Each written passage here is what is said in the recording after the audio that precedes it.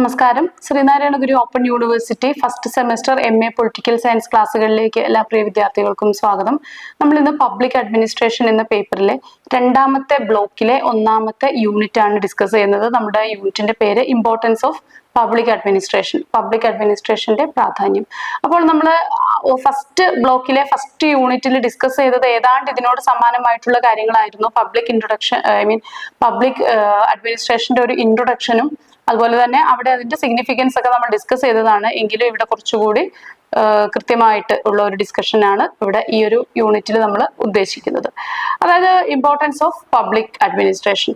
Public administration എന്ന് പറയുന്നത് ഒരു രാജ്യത്തിന്റെ ഭരണത്തിന്റെ എക്സിക്യൂഷൻ നടത്തിപ്പുമായിട്ട് ബന്ധപ്പെട്ട കാര്യങ്ങളാണ് പബ്ലിക് അഡ്മിനിസ്ട്രേഷനിൽ വരുന്നത്. അപ്പൊ ഒരു ജനാധിപത്യ രാഷ്ട്രത്തില് സർക്കാരിന്റെ നയങ്ങൾ ജനങ്ങളിലേക്ക് എത്തിക്കുക, അങ്ങനെയാണ് സർക്കാരിനെ ജനങ്ങൾ തിരിച്ചറിയുന്നത്, അല്ലെ? സർക്കാരിന്റെ നയങ്ങള്, ക്ഷേമ പ്രവർത്തനങ്ങള്, അതിന്റെ ഗുണം ജനങ്ങൾക്ക് കിട്ടിക്കഴിയുന്നതിലൂടെയാണ് ജനങ്ങൾ എവിടെ ഒരു ഗവൺമെന്റ് നിലനിൽക്കുന്നുണ്ട് എന്ന് ഓർക്കുന്നത് അല്ലെങ്കിൽ അറിയുന്നത്. അപ്പോൾ അതില് പബ്ലിക് അഡ്മിനിസ്ട്രേഷൻ എന്ന് പറയുന്നത് ഇത് തന്നെയാണ്.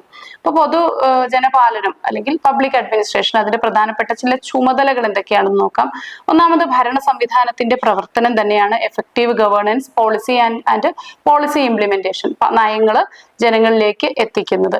അപ്പൊ നിയമങ്ങള്, വികസന പ്രവർത്തനങ്ങള്, അതുപോലെ ക്ഷേമ പദ്ധതികള്, ഇവയൊക്കെ കൃത്യമായിട്ട് ജനങ്ങളിലേക്ക് എത്തിക്കാനുള്ള കാര്യങ്ങൾ സർക്കാർ ചെയ്യുന്നുണ്ട്. ഉദാഹരണമായിട്ട് ഈ ആധാർ പദ്ധതികള്, digital India, Swachh Bharat Abhiyan, Swachh Bharat mission, അതുപോലെ തന്നെ PDS പൊതുവിതരണ സംവിധാനങ്ങൾ, അല്ലെ, പബ്ലിക് ഡിസ്ട്രിബ്യൂഷൻ സർവീസസ്.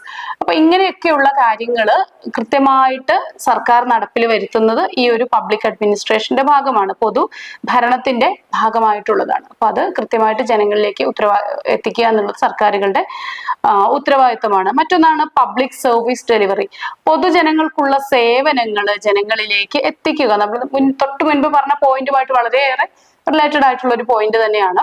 അപ്പൊ പൊതുജനങ്ങൾക്ക് ഈ സേവനങ്ങൾ ഡെലിവർ ചെയ്യുക, കൃത്യമായിട്ട് എത്തിക്കുക. വിദ്യാഭ്യാസം, ആരോഗ്യം, ഗതാഗതം, കുടിവെള്ളം, വൈദ്യുതി, ശുചിത്വം, ഇങ്ങനെയുള്ള അവശ്യ സേവനങ്ങൾ മുടക്കം കൂടാതെ ഏറ്റവും കാര്യക്ഷമമായിട്ടുള്ള രീതിയിൽ ജനങ്ങളിലേക്ക് എത്തിക്കുകയാണ് പൊതു ഭരണത്തിന്റെ ലക്ഷ്യം. അപ്പൊ ഇതിനു വേണ്ടിയിട്ട് വിവിധ സർക്കാർ ഏജൻസികളെയും വിവിധ വകുപ്പുകളെയും ഒക്കെ ഏകോപിപ്പിച്ചിട്ട് തന്നെ സർക്കാർ പ്രവർത്തിക്കേണ്ടതായിട്ട് വരും. അപ്പൊ ഇത് കോർഡിനേറ്റ് ചെയ്യുക എന്നുള്ളത് വളരെ ശ്രമകരമായിട്ടുള്ള, ഒരുപാട് മാൻ പവർ ആവശ്യമുള്ള ഒരു പ്രവൃത്തിയാണ്. അത് സർക്കാരുകളുടെ ഉത്തരവാദിത്തമാണ്. ഇപ്പൊ ഈ ആയുഷ്മാൻ ഭാരത് മിഷനും സൗജന്യ റേഷൻ വിതരണം, സൗജന്യ വിദ്യാഭ്യാസം, ഇതിലൊക്കെ എത്ര കോടിക്കണക്കിന് ആളുകൾ ഈ മേഖലയുമായി ബന്ധപ്പെട്ട് തൊഴിലെടുക്കുന്നുണ്ട്. ഇനി മറ്റൊന്ന് റൂൾ ഓഫ് ലോ, അതുപോലെ തന്നെ ജസ്റ്റിസ് ആൻഡ് അഡ്മിനിസ്ട്രേഷൻ ആണ്. നിയമത്തിന്റെ ആധിപത്യം ഉറപ്പാക്കുക. അപ്പൊ നിയമം ഇതിന്റെയൊക്കെ മുകളിൽ ഈ പറയുന്ന എല്ലാ പദ്ധതികളും നിയമാനുസൃതമാണ്. ആരൊക്കെയാണ് പദ്ധതികളുടെ ഗുണഭോക്താക്കൾ എന്ന് തീരുമാനിക്കുന്നത് നിയമമാണ്. അത് കൃത്യമായിട്ട് ജനങ്ങളിലേക്ക് എത്തുന്നുണ്ടോ എന്ന് എത്തിക്കുക എന്നത് നിയമം മൂലം ഉറപ്പുവരുത്തുന്നതാണ്. ഇനി ഇതിൽ എന്തെങ്കിലുമൊക്കെ വീഴ്ച വന്നിട്ടുണ്ടെങ്കിൽ ജനങ്ങൾക്ക് നിയമ പരിരക്ഷ ഉറപ്പുവരുത്തുന്നു. ഇങ്ങനെ സമഗ്രമായിട്ടുള്ള ഒരു റൂൾ ഓഫ് ലോ, നിയമവാഴ്ച ഇവിടെ നടപ്പിൽ വരുത്തുന്നുണ്ട്. അപ്പൊ അതിന് വേണ്ടിയിട്ട് പോലീസും കോടതികളും അതുപോലെ നിയമനിർമ്മാണ സ്ഥാപനങ്ങളും എല്ലാം തന്നെ നിലനിൽക്കുന്നുണ്ട്. ഇപ്പോ RTI, right to information act, 2005 വന്നിട്ടുള്ള റൈറ്റ് ടു ഇൻഫർമേഷൻ ആക്ടും, അതുപോലെ ലോക്പാല്, ലോകായുക്ത, വനിതാ സംരക്ഷണ നിയമങ്ങൾ, ഇതെല്ലാം തന്നെ ഇതുമായിട്ട് ബന്ധപ്പെട്ട് വന്നിട്ടുള്ള നിയമങ്ങളാണ്. എന്ന് വെച്ചാൽ ഗവൺമെന്റിന്റെ ടൂളുകളാണ് ഇത്തരം നിയമങ്ങൾ. ഈ നിയമങ്ങളിലൂടെയാണ് ജനകീയത അല്ലെങ്കിൽ സാമൂഹിക നീതിയൊക്കെ ഉറപ്പുവരുത്തുന്നത്. മറ്റൊന്നാണ് സാമ്പത്തിക വികസനം, ഇക്കണോമിക് ഡെവലപ്മെന്റ് എന്ന് പറയുന്നത്. അതുപോലെ റിസോഴ്സ് മാനേജ്മെന്റും, ലഭ്യമായിട്ടുള്ള വിഭവങ്ങൾ കൃത്യമായിട്ട് മാനേജ് ചെയ്യുക, അതെല്ലാ ജനങ്ങളിലേക്കും അത് കൃത്യമായിട്ട് എത്തിക്കുക. അപ്പൊ ഒരു രാജ്യത്തിന്റെ സാമ്പത്തിക വളർച്ചയും ദാരിദ്ര്യ നിർമ്മാർജ്ജനവും ഒക്കെ ഈ നികുതി സംവിധാനം, ഇതെല്ലാം തന്നെ പബ്ലിക് അഡ്മിനിസ്ട്രേഷന്റെ ഭാഗമാണ്. അപ്പൊ ഇതിനു വേണ്ടിയിട്ട് ഇപ്പോ ചില പദ്ധതികൾ, make in India, startup India, അതുപോലെ സ്കിൽ ഇന്ത്യ, അതുപോലെ MGNE-GA എന്ന പദ്ധതി, അതായത് തൊഴിലുറപ്പ് പദ്ധതി, നാഷണൽ റൂറൽ തൊഴിലുറപ്പ് പദ്ധതിയാണ്. അപ്പൊ ഈ തൊഴിലുറപ്പ് പദ്ധതി 2005 തന്നെ നിലവിൽ വന്ന ഒരു പദ്ധതിയാണ്. ഇനി പൊതുജന പാലന അഥവാ പബ്ലിക് അഡ്മിനിസ്ട്രേഷൻ സൊസൈറ്റിയിലെ എല്ലാ മേഖലകളുടെയും സമഗ്ര പുരോഗതിയാണ് ലക്ഷ്യം വെക്കുന്നത്. അപ്പോൾ വ്യക്തിഗത ജീവിതം മുതലേ ദേശീയ വികസനം വരെയുള്ള എല്ലാ പദ്ധതികളും എന്താണ്? സർക്കാരിന്റെ പദ്ധതിയാണ്. ഇതെല്ലാം നടപ്പിൽ വരുത്തുന്നത് എന്താണ്? പബ്ലിക് അഡ്മിനിസ്ട്രേഷന്റെ ഭാഗവുമാണ്. ഇനി നമ്മൾ പരിസ്ഥിതി സംരക്ഷണം, എൻവയോൺമെന്റിന്റെ പ്രൊട്ടക്ഷനും അതുപോലെ സസ്റ്റൈനബിൾ ഡെവലപ്മെന്റും ഇതും സർക്കാരിന്റെ പദ്ധതികളുടെ ഭാഗമാണ്. നമ്മളുടെ എന്താണ് ഫണ്ടമെന്റൽ ഡ്യൂട്ടീസിൽ ഓരോ പൗരന്റെയും ഉത്തരവാദിത്വമായിട്ട് ഈ സസ്റ്റൈനബിൾ ഡെവലപ്മെന്റും അതുപോലെ പരിസ്ഥിതി സംരക്ഷണവും ഒക്കെ പറയുന്നുണ്ട്. കൂടാതെ ഇത് ജനങ്ങളിലേക്ക് അതിന്റെ ഗുണം എത്തുക എന്നുള്ളത് നമ്മുടെ പരിസ്ഥിതിയെ ഏറ്റവും ക്ലീൻ ആയിട്ട് ഗ്രീൻ ആയിട്ടൊക്കെ കാത്തു സംരക്ഷിക്കേണ്ടത് ജനങ്ങളുടെ ഉത്തരവാദിത്വമാണ് എന്ന ബോധം ജനങ്ങളിൽ ഉണ്ടാക്കിയെടുക്കുക.